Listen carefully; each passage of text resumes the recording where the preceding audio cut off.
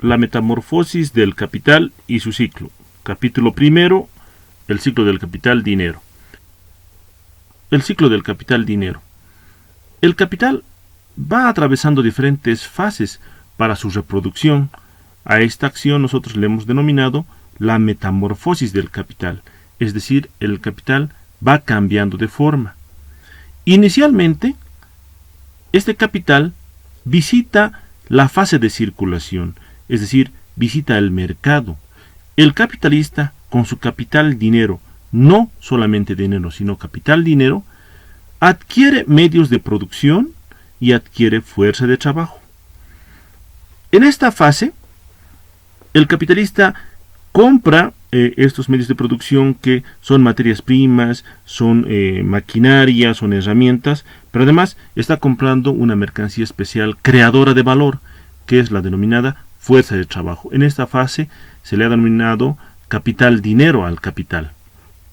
Posterior a esta primera fase, el capitalista, después de comprar, llega a una segunda fase.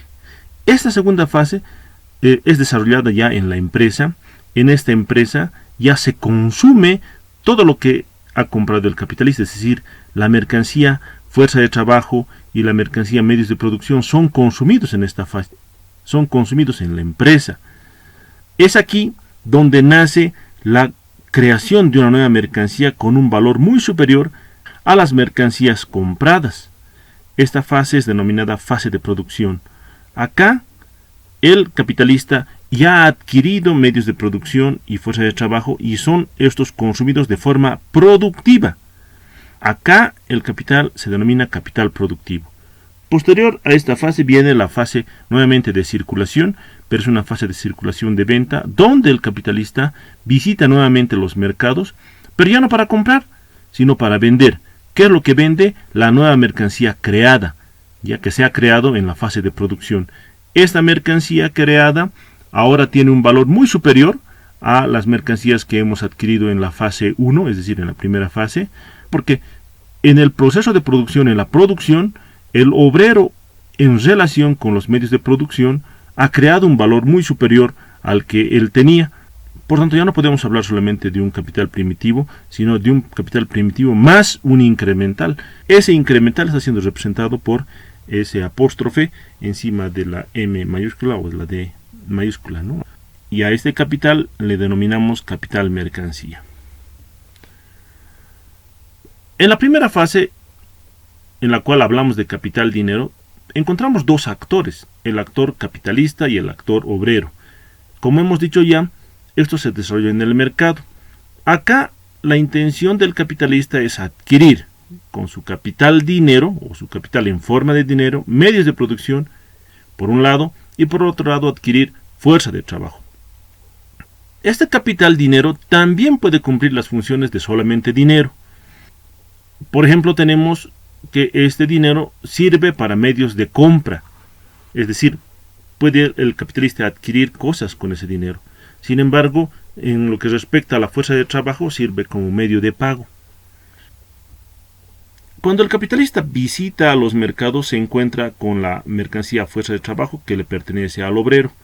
Acá no solamente tenemos que hablar de que existe un intercambio entre dinero y trabajo, sino por detrás siempre tenemos que considerar que existe una relación social.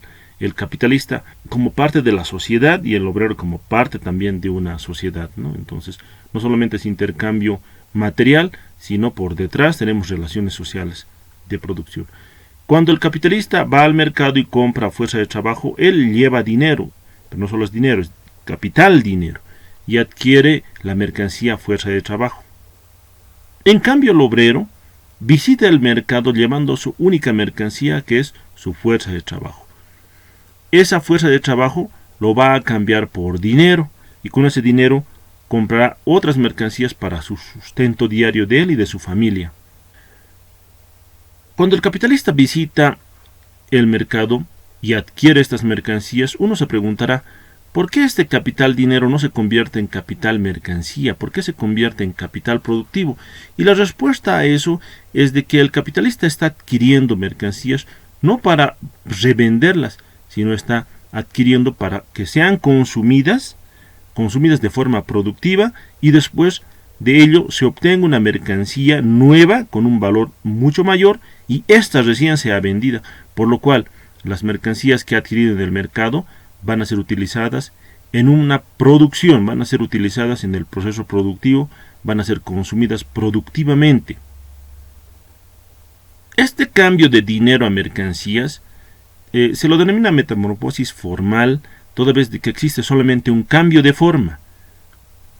Acá se supone de que la fuerza de trabajo está distanciada de los medios de producción, es decir, la fuerza de trabajo como mercancía le pertenece al obrero y la mercancía medios de producción le pertenece a otros capitalistas.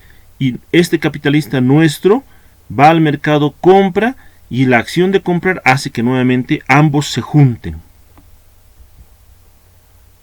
La segunda fase, denominada capital productivo. Acá tenemos nuevamente dos actores. Por un lado tenemos a los capitalistas y por el otro a los obreros. Y esta fase segunda de capital productivo se desarrolla ya en la empresa. Se asume de que los capitalistas ya han adquirido medios de producción y han adquirido fuerza de trabajo, por lo cual ya no tienen capital en forma de dinero, sino en forma física. Esto llevado a la empresa sirve para ser consumidos de forma productiva y producto de ello producir una nueva mercancía. Producto de la conjunción de la fuerza de trabajo y los medios de producción, se va a llegar a obtener una mercancía con un valor muy superior a los que inicialmente el capitalista ha gastado. Esta nueva mercancía va a tener un valor superior, por tanto se dice que esta mercancía está preñada de valor.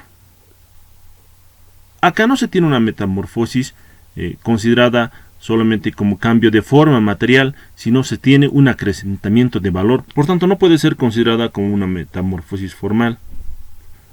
La tercera fase, capital mercancía. Acá tenemos dos actores, por un lado los capitalistas y por otro lado los obreros.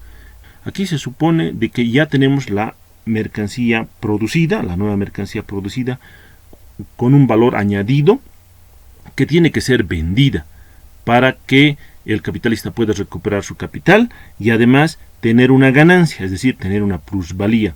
Por tanto, la mercancía que se ha producido es una mercancía muy superior en valor a las mercancías que se habían adquirido en la primera fase. Este cambio de forma, esta metamorfosis de mercancía a dinero, también es una metamorfosis formal, es decir, solamente existe un cambio de forma.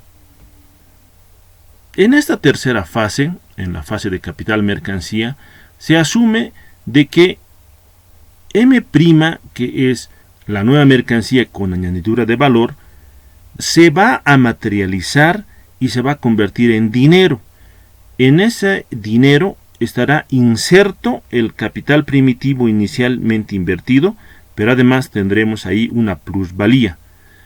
Esa plusvalía está representada por esa D minúscula. Quiere decir que la D' es mayor a la D inicial. Por tanto, en esta fase nacen M minúscula y D minúscula, que son las que están representando a la plusvalía, es decir, a la ganancia, diríamos.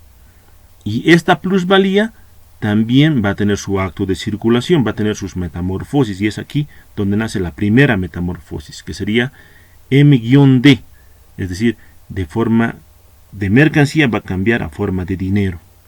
Una parte de la masa de mercancías que componen el capital mercancía encierran los valores similares iguales a los que han sido consumidos, a los que en la fase inicial se han comprado y se han consumido en la fase segunda, que es la fase productiva.